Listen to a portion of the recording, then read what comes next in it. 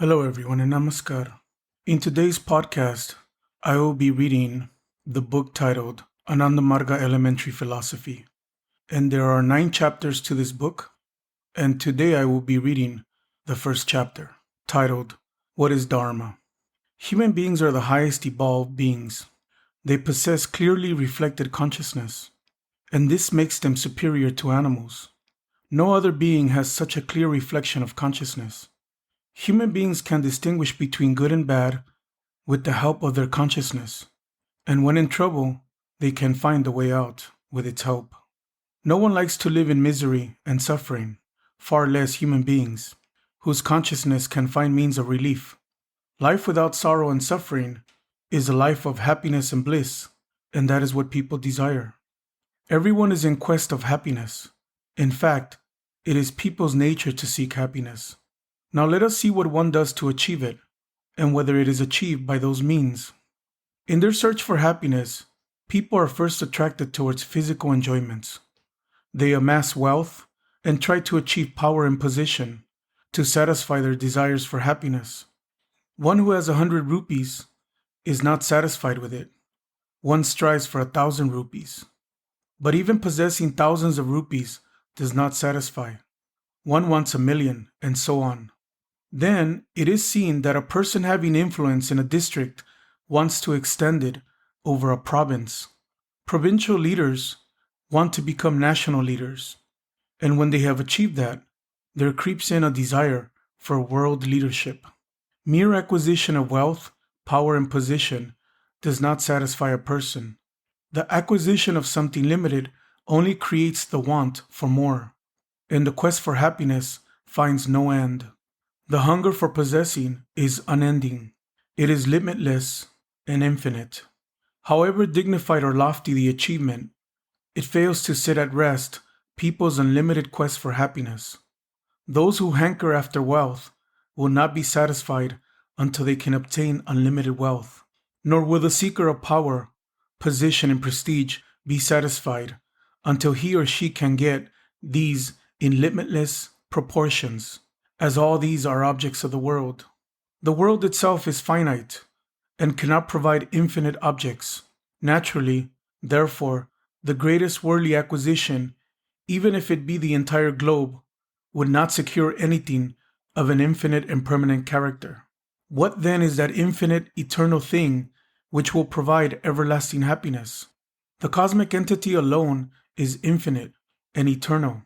It alone is limitless, and the eternal longing of human beings for happiness can only be satiated by realization of the infinite.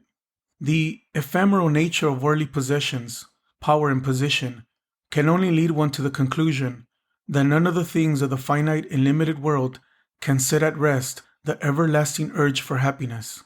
Their acquisition merely gives rise to further longing. Only realization of the infinite can do it. The infinite can be only one, and that is the cosmic entity. Hence, it is only the cosmic entity that can provide everlasting happiness, the quest for which is a characteristic of every human being. In reality, behind this human urge is hidden the desire, the longing for attainment of the cosmic entity. It is the very nature of every living being. This alone is the Dharma of every person. The word Dharma signifies property. The English word for it is nature, characteristic, or property. The nature of fire is to burn or produce heat. It is a characteristic or property of fire, and is also termed the nature of fire. Similarly, the dharma or nature of a human being is to seek the cosmic entity. The degree of divinity in human beings is indicated by their clearly reflected consciousness. Every human being, having evolved from animals, has therefore 2 aspects, the animal aspect and the conscious aspect, which distinguishes a person from animals. Animals display predominantly the animality, while human beings, due to a well-reflected consciousness, also possess rationality. The animality in human beings gives them a leaning towards animal life or physical enjoyment. They, under its influence, look to eating, drinking, and gratification of other physical desires. They are attracted towards these and run after them under the influence of their animality, but these do not provide happiness, as their longing for it is infinite. Animals are satisfied with these limited enjoyments, as their urge is not infinite.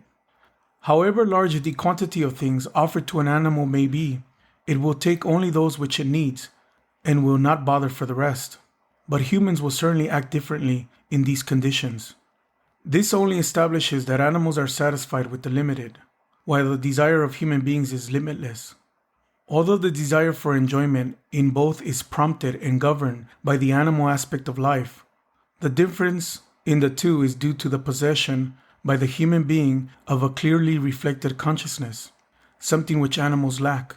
The infinite nature of the human urge for absolute happiness is due to their consciousness alone. It is this consciousness alone which is not satisfied with the physical pleasure of possession, power, and position, things which, in spite of their huge proportions, are only transitory in character.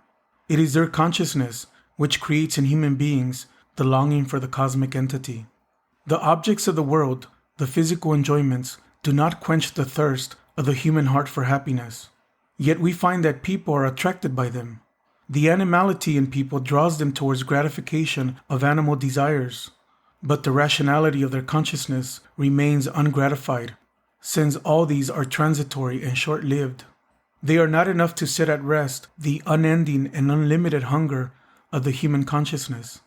There is, thus, a constant duel in humans between their animality and rationality. The animal aspect pulls them towards instant earthly joys, while their consciousness, not being satisfied with these, draws them towards the cosmic entity, the infinite. This results in the struggle between the animal aspect and consciousness. Had the carnal pleasures derived from power and position been infinite and endless, they would have set at rest the eternal quest of consciousness for happiness. But they do not, and that is why the fleeting glory of temporal joys can never secure lasting peace in the human mind and lead people to ecstasy. It is only the well-reflected consciousness which differentiates human beings from animals. Is it then not imperative for human beings to make use of their consciousness? If their consciousness lies dormant behind their animality, people are bound to behave like animals. They in fact become worse than animals, as even though endowed with well-reflected consciousness, they do not make use of it. Such people do not deserve the status of human beings. They are animals in human form. The nature of consciousness is to seek for the infinite or realize the cosmic entity. Only those who make use of their consciousness and follow its dictates deserve to be called human beings. Therefore, every person, by making full use of his or her reflected consciousness, earns the right to be called a human being, and finds his or her Dharma or nature to be only the search for the infinite or cosmic entity. This longing for the infinite is the innate quality or Dharma which characterizes the human status of people. Happiness is derived by getting what one desires. If one does not get what one desires, one cannot be happy. One becomes sad and miserable. The clearly reflected consciousness in people, which alone distinguishes them from animals, seeks the cosmic entity or the infinite. And so people derive real happiness only when they can attain the cosmic entity or get into the process of attaining it. Consciousness does not want earthly joys, because being finite, none of them satisfy it. The conclusion we arrive at is that the Dharma of humanity is to realize the infinite or the cosmic entity. It is only by means of this Dharma that people can enjoy eternal happiness and bliss. The characteristic or Dharma of human beings is to attain Brahma. It is therefore necessary to see whether Brahma exists or not, as it would be futile to attempt to get something which does not actually exist. If Brahma exists, we must know what it is. Every action a person performs appears to have been executed by his or her physical organs, the Indriyas. These organs, or Indriyas, are 10, and it appears that almost every action that a person performs appears to have been performed because of these 10 Indriyas. Yet this is not actually so. If the mind does not work behind them, the Indriyas by themselves cannot perform any action. It is the mind which works, and the 10 Indriyas are merely the instruments through which the work is executed. The action which originates in the mind only finds its external manifestation with the help of the Indriyas.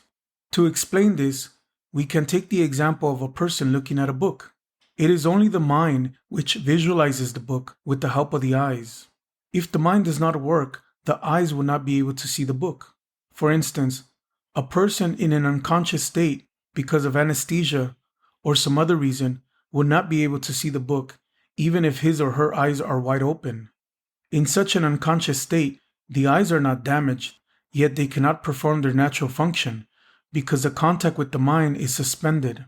This is why, under the influence of anesthesia, the organs or indriyas do not function, although they remain in perfect order. Often, when we are absorbed in thought, we fail to notice a person or recognize a friend standing right in front of us. This is only because, in spite of our eyes being in perfect order and wide open, the mind, which actually performs all actions, does not make use of the indriyas, the eyes. It is the mind which works, and the indriyas only help in its external manifestation. If it is the mind only which works, let us see how it acts through these indriyas. For instance, looking at a book is an action which the mind performs with the help of the eyes.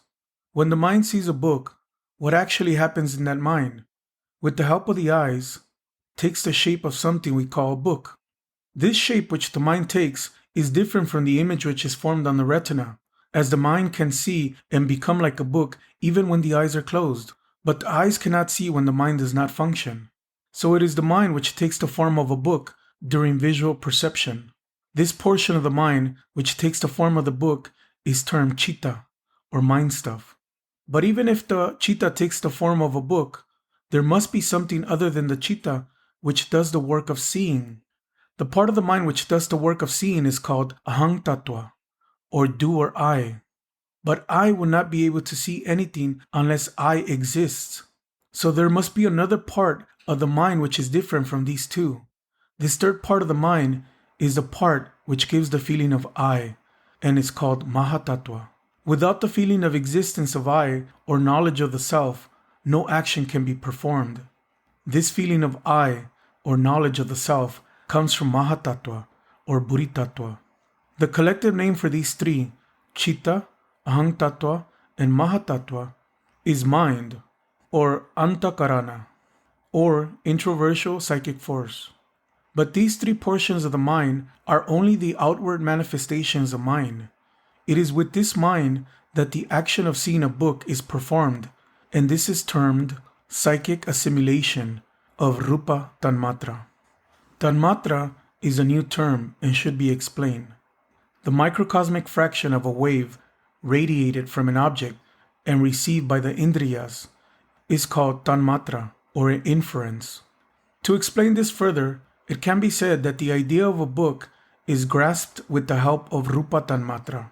The ideatory vibration of the nerves creates an image or figure in the mind when one looks at the book.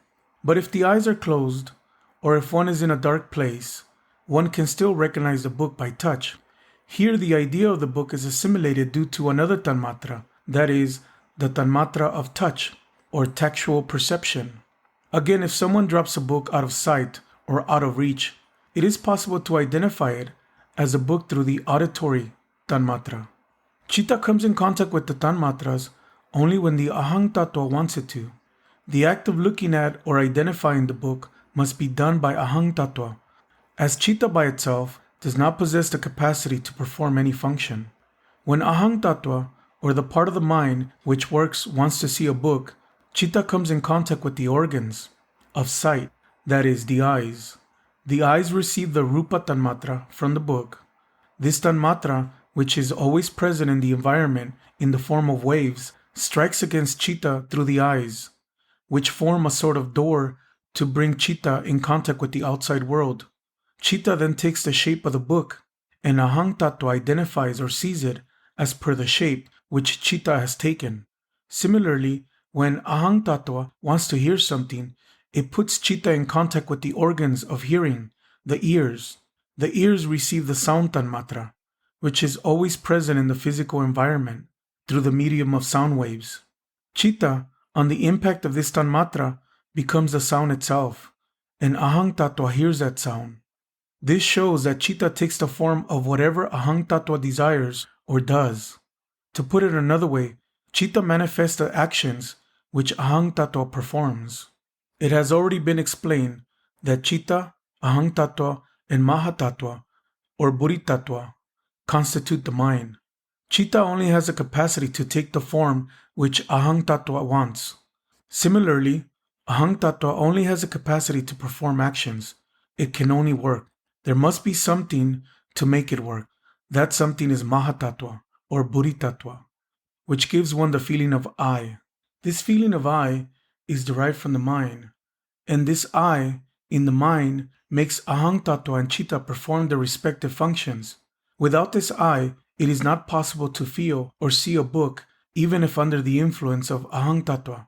Without this I, it is not possible to feel or see a book, even if under the influence of Ahang Tattva, Chitta takes the shape of the book. But then this I is only a part of the mind. That is, there is another I, which is the possessing I, or the I which knows that there is a mind. The existence of I in the mind only proves that there is another real entity which is beyond mind and which knows the existence of mind. This I, which is the witnessing entity and witnesses the existence of mind and the existence of Buddhi Tattva, or the feeling of I, is called Atman, or unit consciousness. Thus, through introspection and concentrated thinking, one observes that Atman and mind, that is, unit consciousness and the mind, are two separate entities. Yet they must be related to each other. In the first instance, it appears that I am aware of my existence. Then the same I that appears to prove my existence makes me work, and a part of my mind called Chitta takes the form of the book through tanmatras to enable me to see the book. The I that gives me consciousness, or the I which witnesses the existence of my mind, and therein of the I which gives the feeling I exist, is Atman, or unit consciousness. The I that gives the feeling of I exist and also proves the existence of Atman, or unit consciousness, is Mahatattva. The I that works or sees the book is Ahang Tattva, and the portion of the mind that takes the shape of the book and enables Ahang Tattva to see, it is Chitta. This shows that the same I has a different function at each stage. How these different functions of the same I come about needs further clarification. The statement I exist presupposes the presence of I, which is the witness of this existence.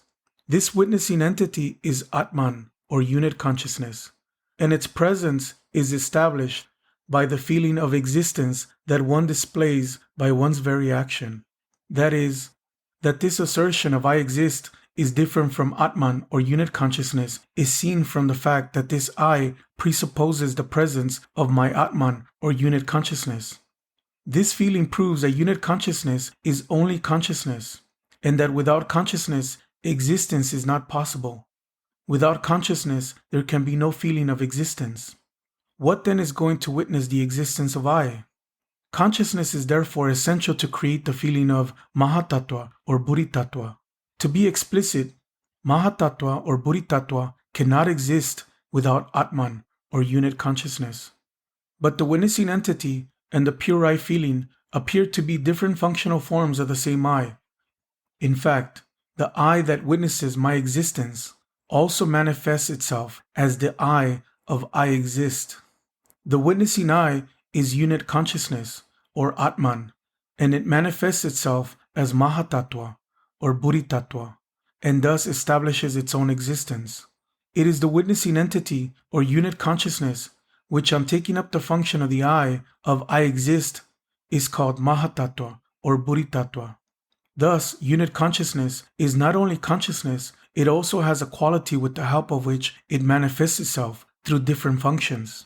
This quality is not consciousness, as otherwise it would be necessary for unit consciousness to manifest itself as Mahatattva and express itself as the I of I exist, which is different from the witnessing entity. Consciousness and its quality are therefore two separate entities in Atman, or unit consciousness. As this quality is different from consciousness, it must have been obtained from somewhere. There must be some other factor to qualify Atman to make it manifest itself as Mahatattva. That which gives this quality to Atman is called Prakriti. In other words, it is due to Prakriti, qualifying Atman, that it is manifested as Mahatattva and gets the feeling of I. Prakriti needs an explanation. Prakriti is the entity which controls natural phenomena. Prakriti is neither nature nor quality. For instance, the quality of burning is said to be the nature of fire. There must be something which gives this quality to fire, just as there is some entity which gives its quality to unit consciousness. That which qualifies unit consciousness is Prakriti, and not the quality which is exhibited due to her influence. Prakriti is a Sanskrit word and is derived kri, prefix pra, suffix kitin, and it means to do something in a special way. Unit consciousness establishes its existence only by being qualified by Prakriti. In other words, Prakriti qualifies unit consciousness or Atman to give it the feeling of its existence. Energy is required to perform any action. As Prakriti performs the action of qualifying Atman or unit consciousness, she is a unique force. She is the principle which qualifies unit consciousness. It is Prakriti who, by her influence on unit consciousness, gives it the qualities of different functions. Prakriti is a unique force, a principle. But some questions which arise are, whose principle is she? And where does she come from? Prakriti is a principle of Purusha, and it is by his own principle that Purusha is influenced and qualified. As Prakriti is a principle of Purusha, she must exist within Purusha. In fact, she always does. Unit consciousness and its Prakriti can never be separated from each other, just as the burning principle of fire which cannot be separated from fire. Anything which acquires a characteristic quality due to the influence of a principle or force cannot exist if that principle or force is withdrawn from it. The two will always go together, and so do unit consciousness and its principle, Prakriti. Unit consciousness and its Prakriti are inseparable, like the two sides of a sheet of paper. The only function of Prakriti is to continually create different forms by her influence over consciousness. Unit consciousness is the witnessing entity and realizes its existence only when it is qualified to manifest as I of I exist. The principle of Prakriti, which establishes the existence of unit consciousness by qualifying Purusha, is called Sattva Guna, the sentient principle. And the part of mind which is thus formed to give the feeling of I exist is called Mahatattva or Buddhitattva. It would be more correct to say that under the influence of Sattva Guna, unit consciousness manifests itself as Mahatattva or Buddhitattva. Every action presupposes existence. Unless I exist, I shall not be able to see. Here also we find that I has two different functions or aspects. The first is the witnessing entity or consciousness, which, in order to prove or realize its existence, has acquired the feeling of I exist. And the same I now performs the function of seeing. The I of I exist is the Buddhitattva, which while seeing something, takes up the function of seeing in addition to establishing the existence of unit consciousness. When unit consciousness is influenced by Prakriti, it manifests itself as Buddhitattva. Similarly, the additional ability to perform an action is also caused by the influence of Prakriti on Buddhitattva. Prakriti will also be present in Buddhitattva as it is only a manifestation of unit consciousness, and Prakriti is bound to be with unit consciousness wherever and in whatever form it may exist. The principle or guna of Prakriti, which gives this quality or capacity to Buddhitattva, is called Rajaguna, the mutative principle. Thus, when Buddhitattva is influenced by Prakriti, it displays two functions or aspects. The latter, which it gets from Rajaguna, and which gives it the capacity or quality to perform an action, is known as Ahang Tattva. That is, Buddhitattva manifests itself as Ahang Tattva when influenced by Rajaguna, or the mutative principle of Prakriti. Every action is bound to have a result in the end.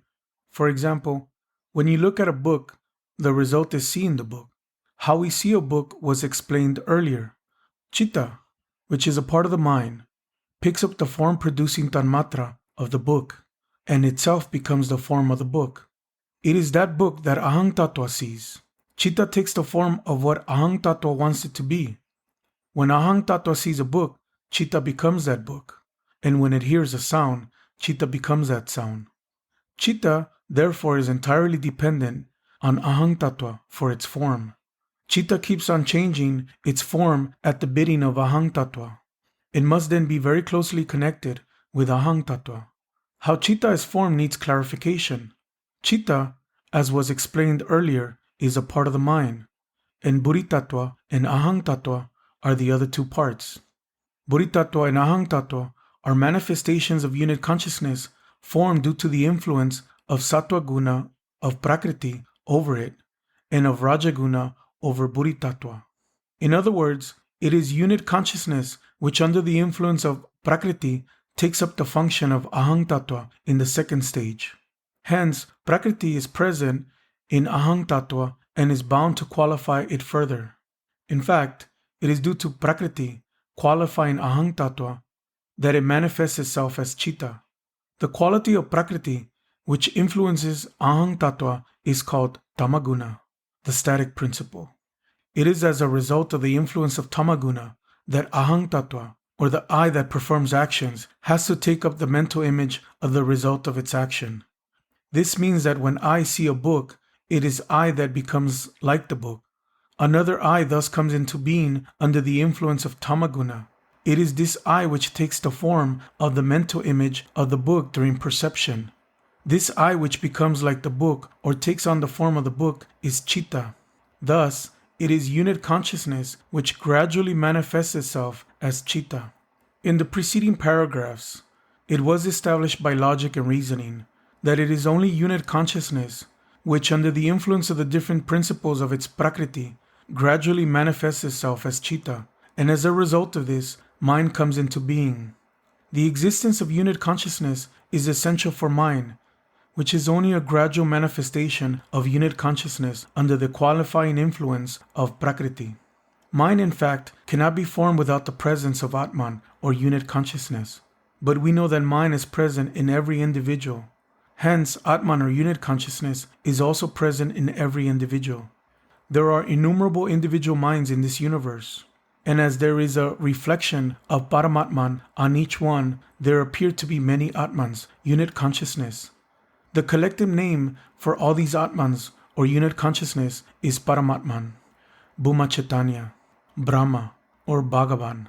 Just as 12 units make a dozen, 20 make a score, and the collective name for a very large number of soldiers is an army, the collective name for all the unit consciousnesses is Paramatman, Bhuma Chaitanya, or Bhagavan. The name Bhagavan should not be construed as a mighty human figure with powerful hands and feet. It is the collection of all our Atmans. The nearest word in English which may be used for Atman or unit consciousness is soul. So Bhagavan may also be called universal consciousness or universal soul. This shows that Bhagavan does exist, and that exists as Paramatman or universal soul, Bhuma Chaitanya or cosmic consciousness, or Brahma, the eternal blessedness. 1955, Jamalpur. Thank you.